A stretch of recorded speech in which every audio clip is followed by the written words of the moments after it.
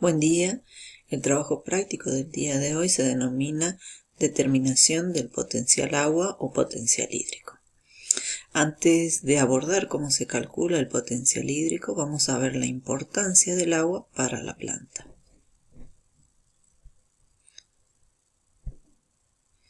Bien, entonces tienes que tener en cuenta que el agua es el recurso más importante para la planta, ya que va a ser en definitiva, en general, el más limitante. Si bien es el más abundante, pero es el que limita en mayor medida el crecimiento de las mismas. ¿Por qué es importante el agua para las plantas? Bien, pensemos que el agua es el medio en el cual se llevan a cabo las reacciones químicas, tanto en citoplasma o en los distintos organelos que presenta una célula vegetal. Si consideramos también, por ejemplo, a la planta como un organismo, podemos ver la importancia del agua, ya que si no tiene un buen abastecimiento de la misma, la planta no se encuentra plenamente turgente. Y si una planta no se encuentra plenamente turgente, va a impactar directamente, por ejemplo, en fotosíntesis. Si bien el agua que se requiere para la fotosíntesis es muy pequeña, entonces la planta siempre tiene el agua necesaria para realizar fotosíntesis. Sin embargo, si hay una escasez de agua en el sustrato en el cual crece la planta, lo que va a afectar es más bien a su metabolismo, a la turgencia de la planta. Y en el caso de la turgencia, por ejemplo, la pérdida de turgencia de las hojas hace que éstas pierdan su eje normal, su posición normal, y por lo tanto reduce la captación de energía lumínica y ello lleva a una reducción de la tasa fotosintética de la planta. Entonces allí está el mayor impacto del agua sobre la fotosíntesis, es decir, es un efecto indirecto sobre la fotosíntesis. Otra importancia del agua es que, por ejemplo, es el medio por el cual va a ascender el agua por la planta. Entonces, en ese movimiento del agua por la planta va a proveer a las distintas células de la misma de este elemento tan indispensable para el metabolismo. Por otra parte, además de agua, lleva a través de lo que es el xilema los nutrientes minerales. Es así como llegan desde las raíces a las hojas los distintos nutrientes como por ejemplo nitrógeno, fósforo, potasio, etc. También, ¿qué ocurre con el agua? Nosotros si pensamos en que la fotosíntesis da lugar a los fotosintatos, estos fotosintatos son producidos en las hojas, mayormente en las hojas. Sin embargo, pueden haber otros órganos que van a intervenir en fotosíntesis. Una vez producidos, deben ser distribuidos al resto de la planta. Lo hacen a través de floema. También contiene agua. Entonces, para el movimiento de nutrientes y fotosintatos es necesaria la presencia de agua. Bien, entonces, ¿qué es lo que vamos a ver acerca del movimiento del agua? El movimiento del agua se debe básicamente a las diferencias de potencial hídrico. ¿Qué es lo que tenemos que tener en cuenta? Que el potencial hídrico, el mayor valor, está adjudicado al agua pura y corresponde a un valor de 0 megapascales. Es el mayor valor que va a tener el potencial hídrico. De ahí son todos valores negativos, ¿sí? Bueno, entonces, cuando nosotros decimos, ¿sí?, el mayor valor es 0 megapascales. Y de ahí vamos a tener todos los valores del potencial agua van a ser negativos. Cuando un valor, por ejemplo, vamos a tomar el valor de menos 0,4 megapascales y el valor de menos 1 megapascal. Entre 0 y 4 y menos 1, el menor valor va a ser menos 1 megapascal. Cuanto más se aleje un valor de 0, entonces ese va a ser el menor valor y se va a decir también que es el más negativo, ¿sí? Bien, entonces el mayor valor entre menos 0,4 megapascales y menos 1 megapascal es menos 0,4 megapascales, que está más cercano a 0, ¿sí? Teniendo en cuenta esto, vamos a ver los distintos componentes del potencial hídrico. El potencial hídrico resulta de la suma de distintos potenciales, ¿sí? Entonces tenemos el potencial osmótico que resulta de la presencia de sustancias osmóticamente activas. Ya hablamos de esto y dijimos que las sustancias osmóticamente activas van a ser moléculas pequeñas, tales como iones, como azúcares simples, como aminoácidos, alcoholes, ¿sí? Entonces, estas moléculas tienden a rodearse de moléculas de agua, por lo que restan la capacidad del agua de realizar trabajo. Bien, aparte del potencial osmótico, tenemos el potencial mátrico, que este también se debe a la presencia de moléculas, pero en este caso de moléculas grandes y también de coloides. Entonces, ¿qué moléculas o macromoléculas tendremos en cuenta en cuanto al potencial mátrico? Las proteínas, lo que son lípidos, los hidratos de carbono, ¿sí? Polisacáridos, etc. Bien, entonces esas son los que intervienen en el potencial mátrico. Esas moléculas son responsables de determinar el potencial mátrico. Al igual que el potencial osmótico, el potencial mátrico va a disminuir la capacidad del agua de realizar trabajo. Es decir, que cuando tengas en cuenta que aumentan la cantidad de macromoléculas, esto hace disminuir el potencial mátrico y a su vez esa disminución del potencial mátrico disminuye el potencial hídrico. Lo mismo con el potencial osmótico, solo que son iones o son moléculas más pequeñas, ¿sí? Entonces, estas sustancias osmóticamente activas en el potencial osmótico lo que van a hacer es disminuir el potencial osmótico y a su vez disminuye el potencial hídrico, ¿sí? Bueno, ¿qué potenciales aumentan la capacidad del agua a realizar trabajo? Esos son el potencial gravitatorio y el potencial de turgencia. El potencial de turgencia tiene que ver con la cantidad de agua que hay en una célula y por ende si consideramos a todas las células de una planta, lo que hay en un tejido o en una planta. El potencial de turgencia lo que hace es medir la presión que se ejerce debido a la cantidad de agua presente en la vacuola que presiona contra la membrana y sobre la pared celular. Cuanto más turgente está una célula, mayor va a ser su potencial de turgencia. El potencial de turgencia puede tomar valores 0, positivos y negativos. Cuando tenemos y consideramos el potencial gravitatorio, que será principalmente en plantas de gran altura como los árboles, entonces se mide el efecto de la gravedad sobre el potencial hídrico, ¿sí? Por eso, acá tenemos la ecuación del potencial hídrico y resulta de la sumatoria del potencial osmótico, el potencial mátrico, el potencial de turgencia y el gravitatorio. Cuando nosotros en el cursado de fisiología vegetal vamos a considerar una planta modelo que no va a ser un árbol y entonces vamos a considerar despreciables el potencial mátrico y el potencial gravitatorio.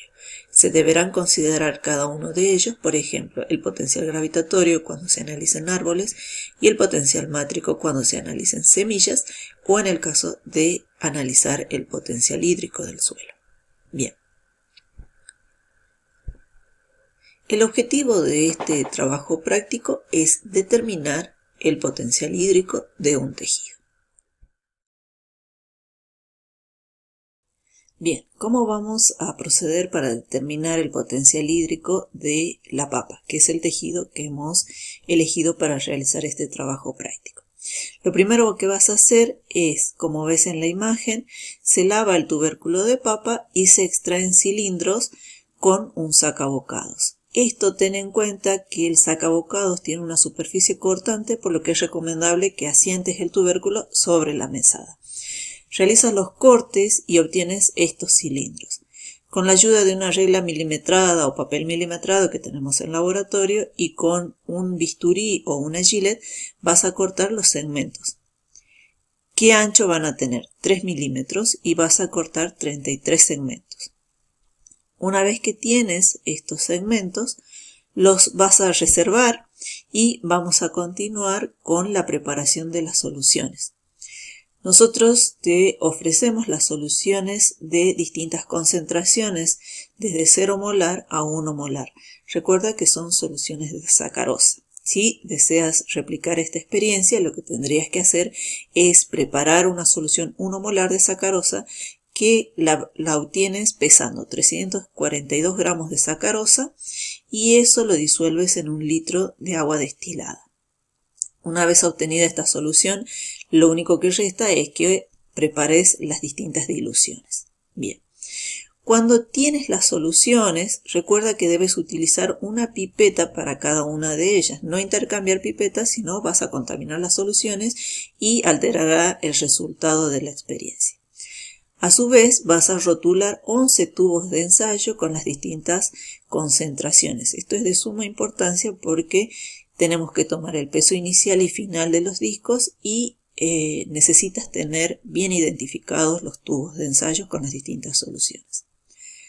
Una vez que ya tienes rotulados los tubos de ensayo, vas a colocar las soluciones. ¿Qué cantidad? Es recomendable que utilices 5 mililitros de cada solución, ¿sí? Para ello te ayudas de una pipeta. Una vez que reservas tus tubos de ensayo y vamos a obtener el peso inicial. Es clave para esta técnica que obtengas el peso inicial y el peso final.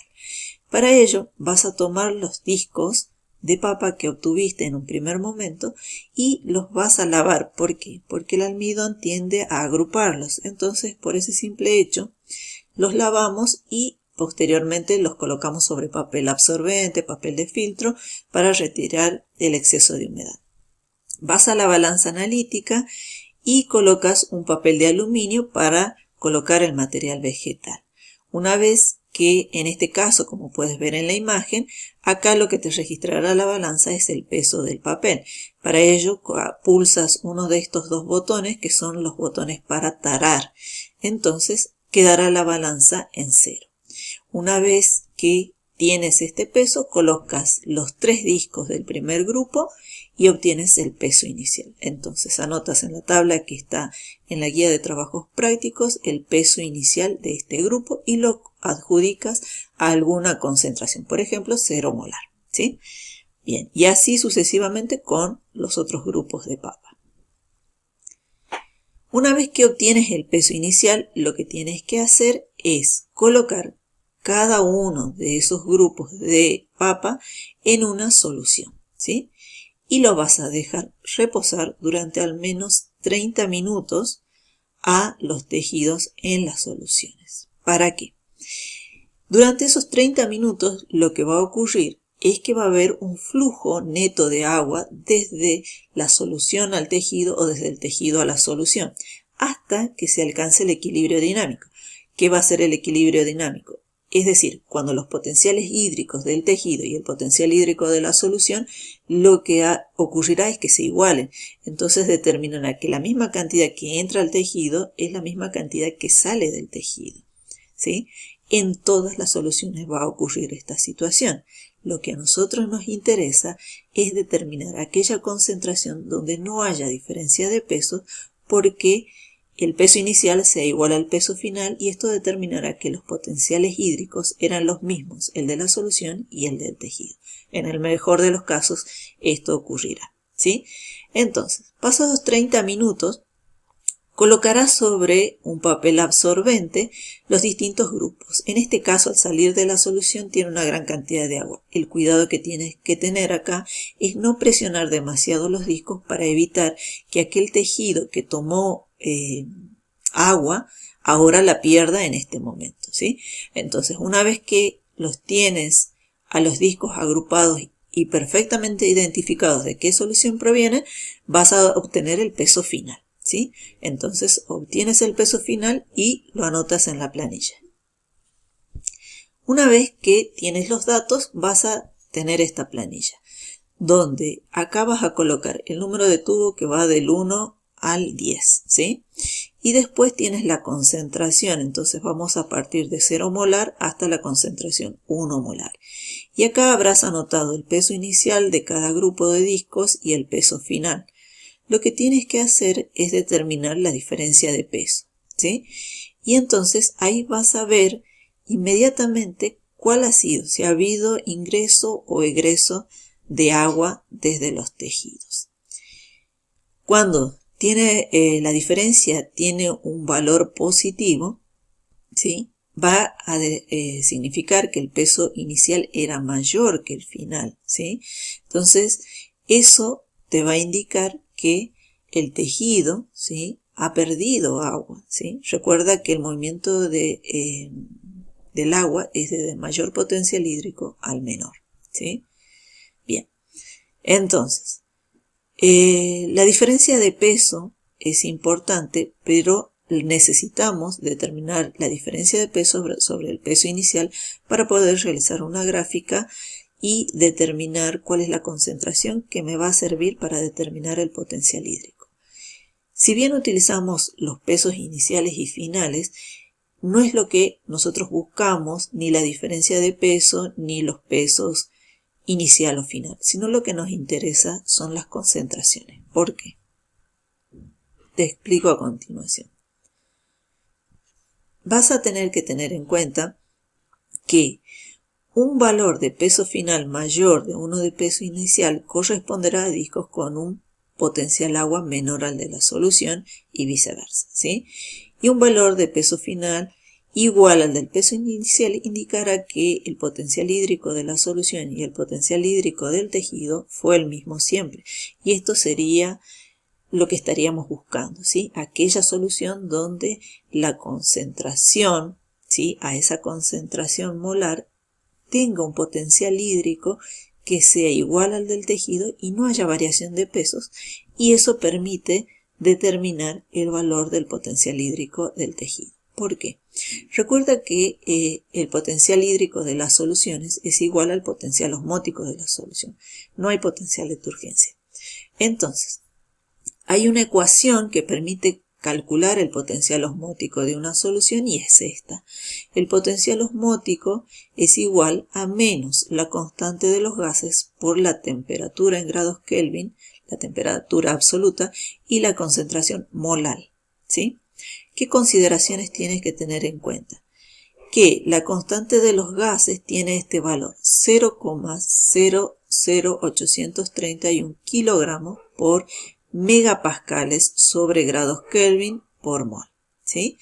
La temperatura es una temperatura absoluta, es decir, que a la temperatura ambiente le tienes que sumar un factor de 273 y así obtendrás la temperatura absoluta. La concentración que se considera para esta ecuación es la concentración molar, no la molar. Y en soluciones diluidas, la solución molar es equivalente a la solución molar. Bien, en el equilibrio tienes que el potencial agua de la solución es igual al potencial agua del tejido. Por lo tanto, en el caso de que no haya variación de peso, vas a tener esta situación, que sería la ideal, ¿sí? Entonces, el potencial agua de la solución es igual al potencial osmótico de la solución. Y el potencial agua del tejido, por ende, en el caso de que no haya diferencia de peso, va a ser menos la constante de los gases por la temperatura por la concentración. Bien, entonces lo que tendrás que hacer es colocar acá en concentración, colocar el valor de esa solución, la concentración de esa solución donde no hay variación de peso. Bien. Una vez que obtienes el potencial hídrico, vas a graficar la diferencia de peso sobre el peso inicial en función de la concentración. Y vas a obtener una gráfica aproximadamente como esta. Uno puede determinar el potencial hídrico a través de la ecuación o a través de una gráfica como lo vamos a ver a continuación.